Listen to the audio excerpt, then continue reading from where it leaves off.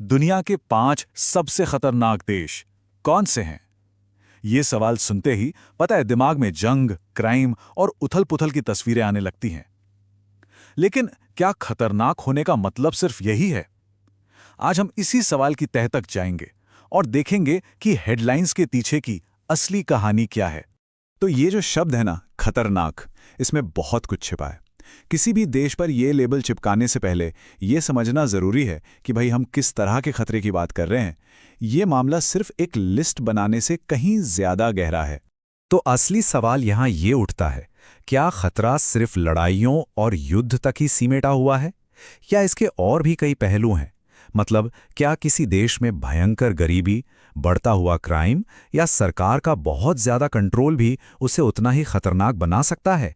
देखिए, जो बड़ी बड़ी अंतर्राष्ट्रीय संस्थाएं हैं वो किसी देश के खतरे को कई पैमानों पर तौलती हैं। वो देखती हैं कि वहां कोई लड़ाई झगड़ा तो नहीं चल रहा, समाज में लोग कितना सेफ महसूस करते हैं, क्राइम, खास तौर पर हिंसक अपराध कितना है, सरकार कितनी स्थिर है और आतंकवाद का डर कितना है। इन सब को मिलाकर एक ओवरऑल सेफ्टी इंडेक्स तैयार किया जाता है। तो चलिए सबसे पहले उस खतरे की बात करते हैं जिसके बारे में हम सबसे ज्यादा सुनते हैं, मतलब संघर्ष, युद्ध और अपराध। ये वो चीजें हैं जो किसी भी समाज की नींव तक को हिलाकर रख सकती हैं।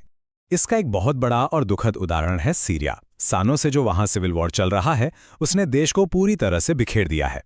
यहां खतरा एकदम साफ है, लड़ाई और उससे पैदा हुई अस्थिरता। इसने लाखों लोगों की जिंदगी को हमेशा के लिए बदल दिया। ठीक इसी तरह अफगानिस्तान भी दशकों से, मतलब कई पीढ़ियों से उथल-पुथल देख रहा है। इतने लंबे समय तक चले संघर्ष और बार बार बदलती राजनीतिक हालतों ने वहां एक परमानेंट असुरक्षा का माहौल बना दिया है। लेकिन जानते हैं, खतरा हमेशा बंदूक और बम से ही नहीं आता। वेनेजुएला का केस देखिए, यहां मामला थोड़ा अलग है। यहां इकोनॉमी के ढह जाने और सामाजिक ढांचे के टूटने से क्राइम इतना ज्यादा बढ़ गया कि आम लोगों के लिए रोज की जिंदगी जीना ही मुश्किल और असुरक्षित हो गया है। दक्षिण अफ्रीका भी कुछ ऐसा ही उदाहरण है। वहां कोई युद्ध नहीं चल रहा, लेकिन हिंसक अपराध एक बहुत बड़ी रोजमर्रा की चुनौती है। यहां खतरा किसी बाहरी दुश्मन से नहीं, बल्कि समाज के अंदर से ही है। आइए अब खतरे के कुछ अलग, थोड़े अनकन्वेंशनल रूपों को देखते हैं। ये वो खतरे हैं जो पारंपरिक युद्ध या क्राइम से अलग हैं, और अक्सर ये किसी सरकार के कंट्रोल या फिर कानून की गैर मौजूदगी से पैदा होते हैं। जरा उत्तर कोरिया को देखिए। यहां खतरा किसी बाहरी हमले से उतना नहीं है जितना देश के अपने बेहद सख्त कंट्रोल से है। पूरी दुनिया से कटकर रहने की जो नीति है वो एक अलग ही तरह का माहौल बनाती है। एक ऐसी सरकार जो हर जानकारी को कंट्रोल करती है, हर नागरिक पर नजर रखती है, वो अपने ही लोगों और बाकी दुनिया दोनों के लिए एक अलग किस्म का जोखिम पैदा करती है। वहां की जो सरकारी विचारधारा है वो इस सोच पर टिकी है कि राज्य सर्वहारा वर्ग की तानाशाही का एक औजार है।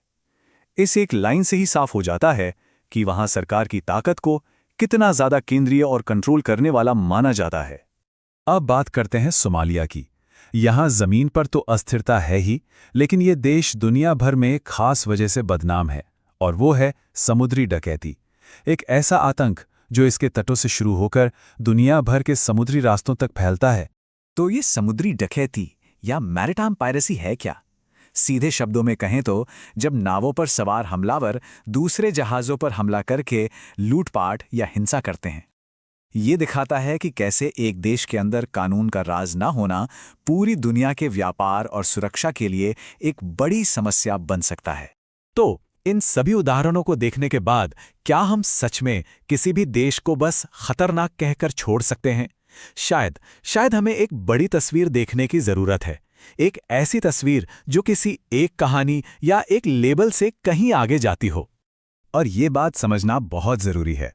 एक तरफ है हेडलाइंस जो हमें लगातार खतरा, अफरा तफरी और लड़ाइयों की कहानी सुनाती हैं, लेकिन दूसरी तरफ है जमीनी हकीकत, जहां करोड़ों लोग अपनी रोज की जिंदगी जी रहे हैं, जहां समुदाय हैं और जहां मुश्किलों के बावजूद जीने का एक जबरदस्त जज्बा है। हमें ये याद रखना होगा कि कोई भी देश एक जैसा नहीं होता। अक्सर खतरा कुछ खास इलाकों में या कुछ खास वजहों से होता है, और ये पूरे देश की सच्चाई नहीं बताता। तो आखिर में सवाल ये बचता है कि हम दुनिया को हेडलाइन से परे जाकर कैसे समझ सकते हैं? अगली बार जब कोई सबसे खतरनाक देशों की लिस्ट सामने आए तो शायद ये सोचना चाहिए कि किसी जगह को सिर्फ एक लेबल देने के बजाय हम उसकी जटिलताओं को, उसकी पूरी कहानी को कैसे समझ